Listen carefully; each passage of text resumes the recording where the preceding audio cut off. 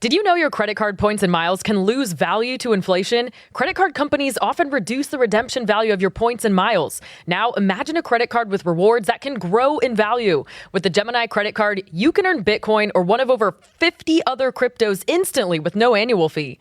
Every swipe at the store or gas pump earns you instant rewards deposited straight to your account. Plus, sign up now for a $200 Bitcoin bonus to kickstart your rewards. Visit Gemini.com/card today. Check out the link in the description for more information on rates and fees. Again, if you're looking to invest in Bitcoin but don't know where to start, the Gemini credit card makes it easy. A warmer from Elo! Welcome to lovely Las Vegas for Coast to Coast Hoops with myself, Greg Hoops Peterson, now part of the VSiN Family Podcast. We've got an excellent podcast for you as we're going to be joined in a few minutes by a man that is very hard at work to get set for the upcoming college basketball season. That'd be Kevin Sweeney. He does such great work over at Basket Under Review. That is Philly Donovan's website. Additionally, he's doing an absolutely incredible job over at Sports Illustrated where he does a tradition unlike any other. Over at Sports Illustrated, they rank every single team in college basketball from top to bottom. So this year we've got 365 Division I teams. That's 1 through 365. We're going to be talking about just how this all got started, sort of what his process is, how difficult it is to discern like some of these middle of the road teams as well, because I think that that's one of the most difficult part from putting together my own power rankings and doing my own evaluations as well. We're going to talk about how his process has changed over the last few years and some of the teams that he's feeling a little bit bullish/bearish on as well, and why you don't want to be falling into groupthink as well, because while Kevin Sweeney does a great job in terms of utilizing some of the resources that are out there, he does an absolutely amazing job of being able to come up with his own evaluations, not falling into the trap of, hey, this person has Team X at Team 25, I've got them at Team number 35, maybe I'm just wrong. So we're going to be chatting about that and so much more. So we've got an excellent podcast today. If you do like hearing from this fine podcast, Coast to Coast Hoops, you're able to subscribe wherever your podcasts, Apple Podcasts, Google Play, Spotify, Stitcher, and TuneIn. If you have a question, comment, segment idea, what have you for this podcast, you do have one of two ways we offer those in. First one is my Twitter/X timeline at gunit_81. Keep in mind, Larry ZM, they mean does not matter, so as per usual, please do send these into the timeline. And the other way is find an Apple Podcast review. If you rate this podcast 5 stars, it is very much appreciated. And then from there, you're able to fire in whatever you'd like to hear on this podcast via that 5-star review. Well, I did not get in any Twitter/X questions today. Everything is powered by EdgeBoost. EdgeBoost is making sure that bettors are able to have access to their funds whenever and wherever. With EdgeBoost, 100% of gambling transactions do get approved. And when you go to edgeboost.bet, put in that promo code of Greg, GREG. That'll get you a dollar for dollar match on your first deposit up to $25. Now let's talk with Kevin, who he's doing, like I said, yeoman's work with regards to that 1 through 365 list, but he also does a great show with Eric Fawcett over at Basket Under Review as well. That's called the Scout Team Podcast, and they take a look at a lot of international players, and we're going to be chatting a little bit with Kevin about how utilizing the knowledge that he has with regards to the international ranks and how he evaluates these guys has really made his rankings a little bit better as well. So that's coming up on this chat with him, and you're able to follow Kevin on the old Twitter/X at CBB_Central. And Kevin, it's always a pleasure, my friend. Thank you so much. Thanks for having me, Greg. Thank you for joining me, Kevin. And Kevin, you do a labor of love every single year over there at Sports Illustrated SI now, and that you rank every one of these teams 1 through 365. And before we dive into the process, before we go into the nooks and crannies, teams that you're bullish/bearish on, just how did this all come about? Because this is an extreme labor of love, and those of us that are on the betting side of things, we always make power rankings, and trust me, there's a lot of people out here in lovely Las Vegas that know the labor of love that you're putting in right now. Yeah, certainly, and it's always funny. I think I get more feedback from folks in the gambling space maybe than anyone else who are intrigued, interested, and I always appreciate that love and support. It is a unique task. It's something that SI has done in some form covering college basketball for many years, and it's kind of ebbed and flowed as we've had different staff come in and out. And ever since I got there 4 years ago, I've tried to carry on the torch. Once I figured out how to do it, the first time was the hardest because I just didn't know where to start. And now that I have a decent formula down as to how I can approach this and make it more digestible, it's more doable. It's certainly a lot of work, and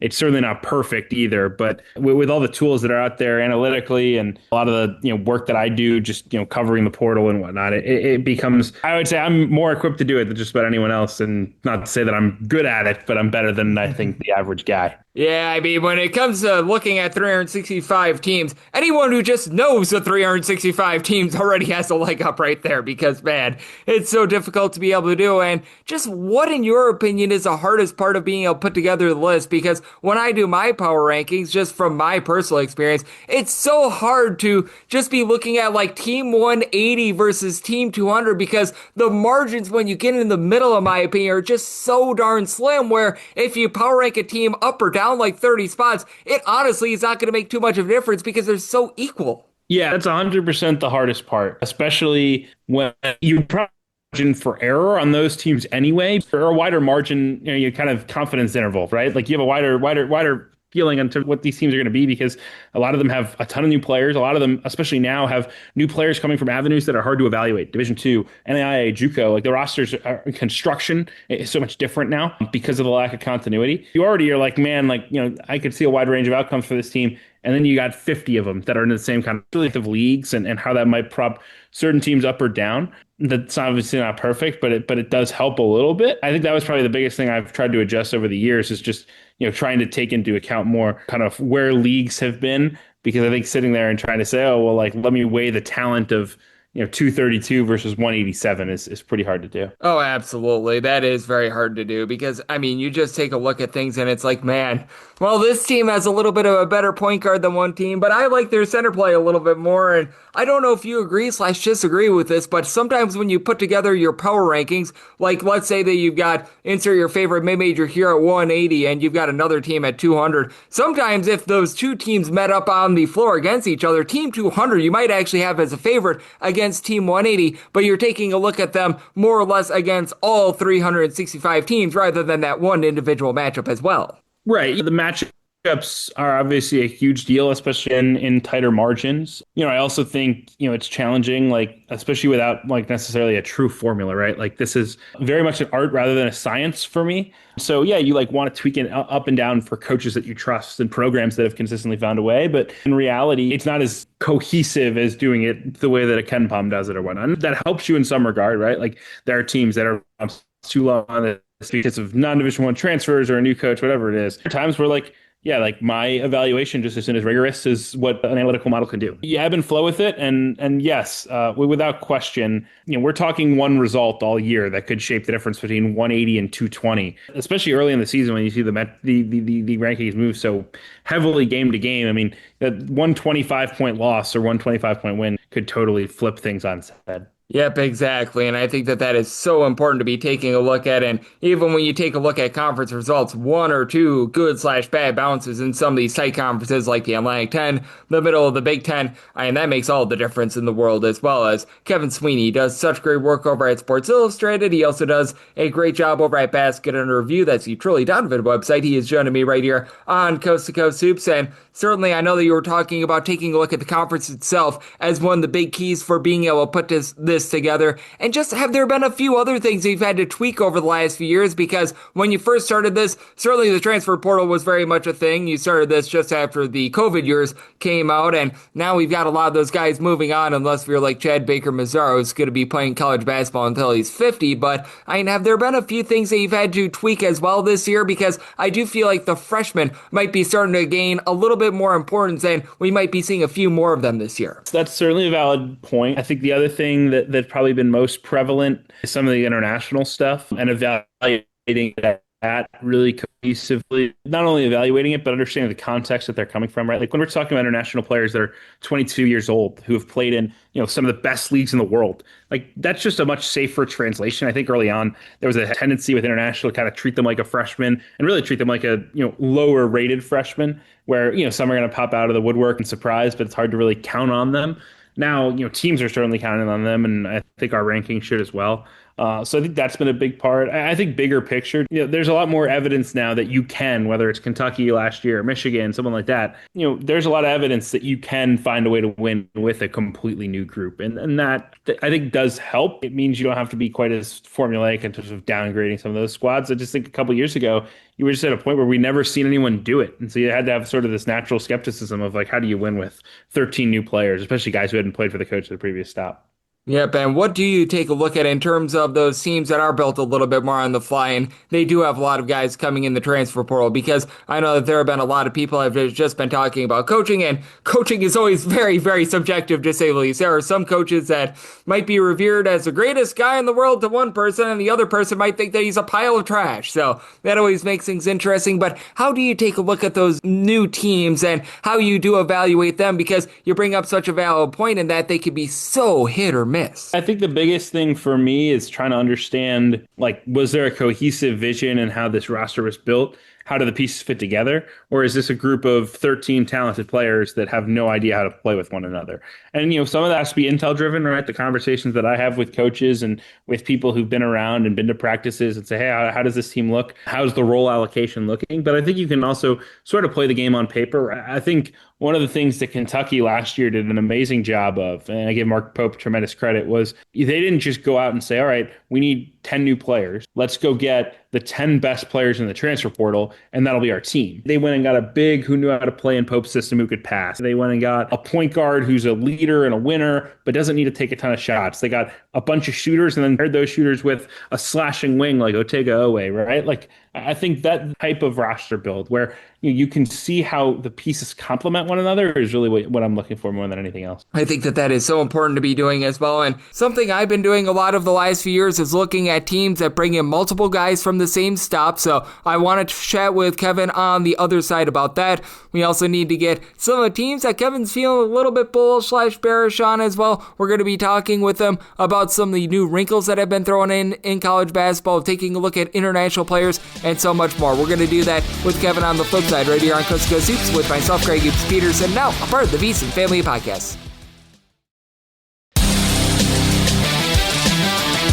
And we're back here in lovely Las Vegas for Coast to Coast Hoops with myself, Greg Peterson, now part of the VSiN Family Podcast. Always great to be joined by Kevin Sweeney, who does such great work over at Sports Illustrated, aka SI Now. He also does a tremendous job with Twirly Donovan's website, Basket Under Review, the Scout Team podcast that he does with Eric Fawcett is really good, as we're going to be chatting with him in a minute about how he takes a look at these international freshmen, these international players that are going to be coming in, because that's a big thing of what he's doing with regards to this 1 through 65. That's a big added wrinkle that he's been throwing in there, and you're able to follow Kevin on the old Twitter/X at CBB_Central. But we left off talking about some of these new look teams, and something that I've been doing a lot of, Kevin, is taking a look at these teams that they bring in multiple transfers from the same school, and I want to get your thoughts here on this. I take a look at Creighton this year, bringing in both Josh Dix along with Owen Freeman from Iowa. That's always a team that I want to highlight. I remember Southern Miss a few years ago brought in quite a few guys from Mercer, and they were able to have a nice year, and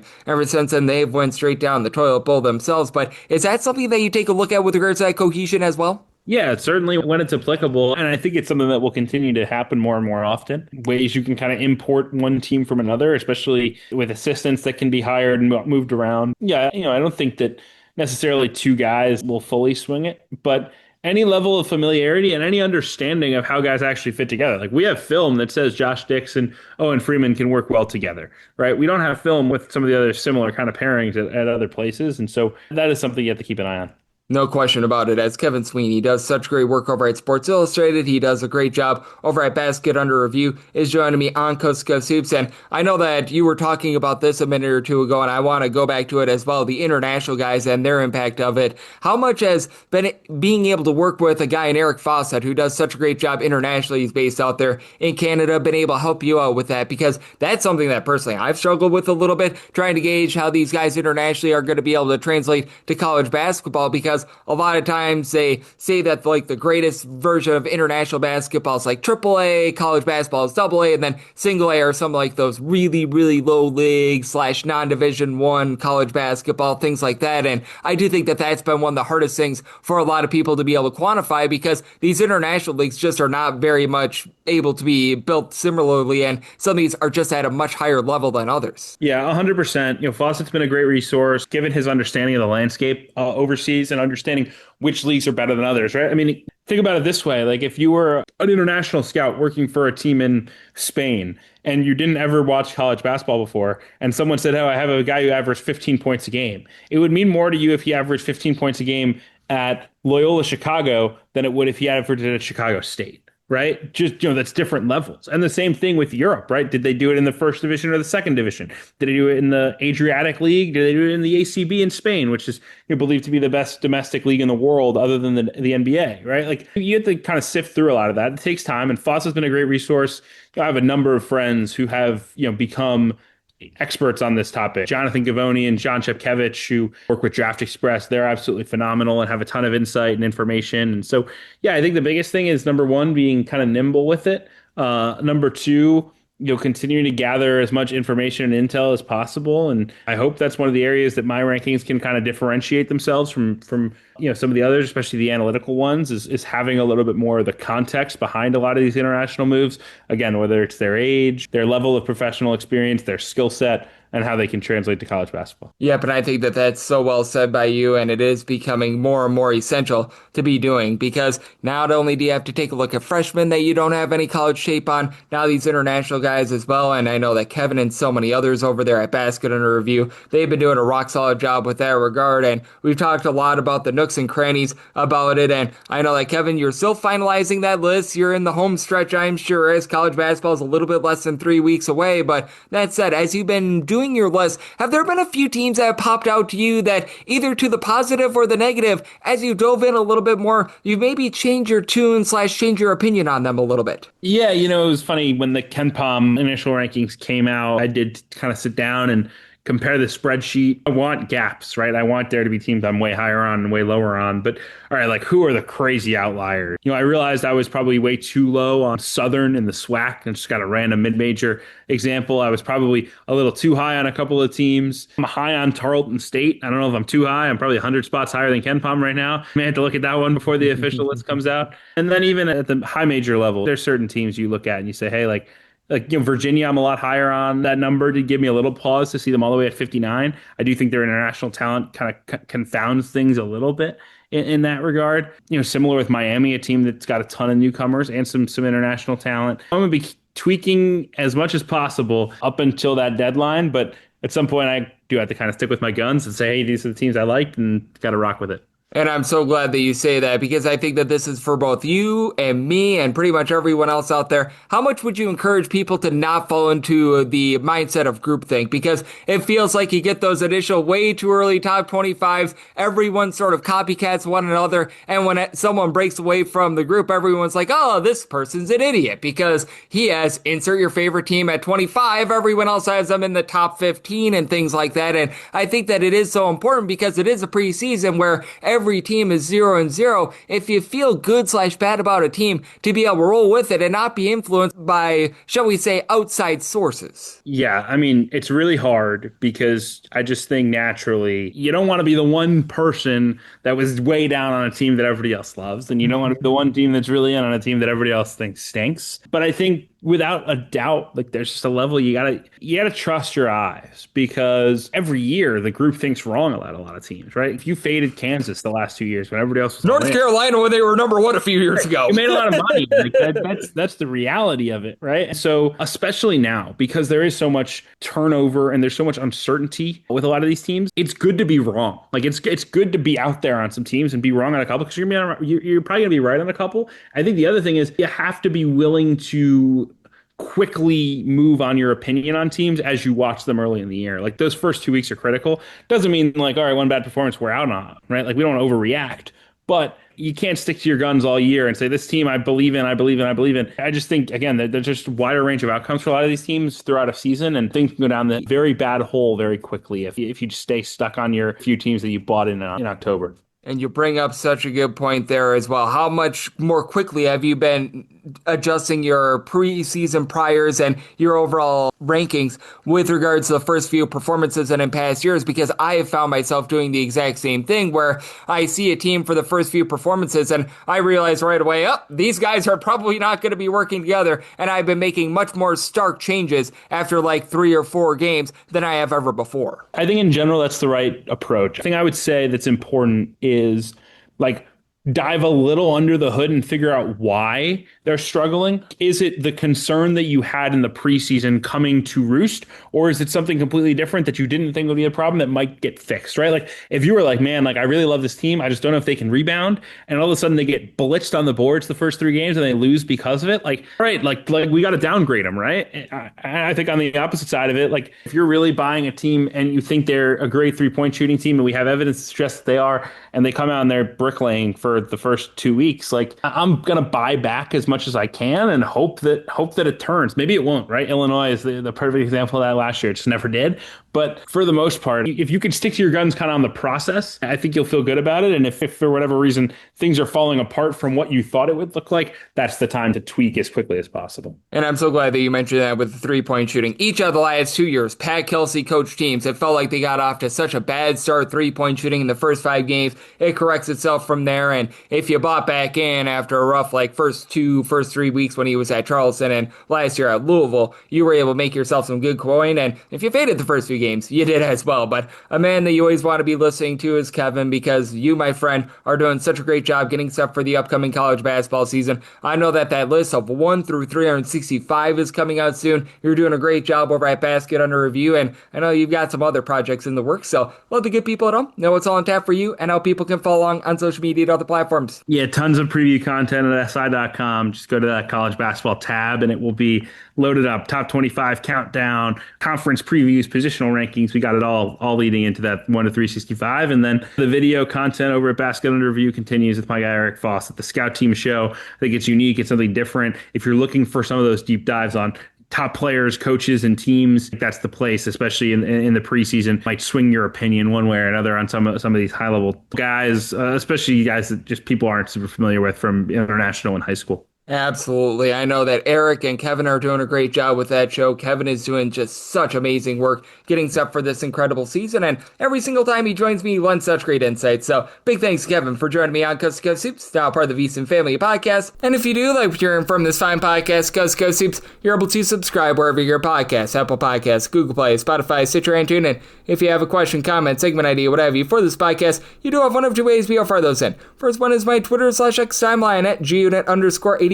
Keep in mind, Lerzium, they mean does not matter, so as per usual, please do send these into the timeline. And the other way is find an Apple Podcast review. If you rate this podcast 5 stars, it is very much appreciated. From there, you're able to fire in whatever you'd like to hear on this podcast via that 5-star review. And I am indeed with you guys every single day on this podcast, regular season and postseason. We've only got one conference preview remaining. That would be the Big Ten. We'll get that taken care of within the next few days. And you know what? When things get started in less than 3 weeks for the college basketball regular season, you're going to be getting picks and analysis on every single game, every single day. So it's going to be amazing. We are almost there, and I'll be with you guys once again tomorrow. Thank you so much.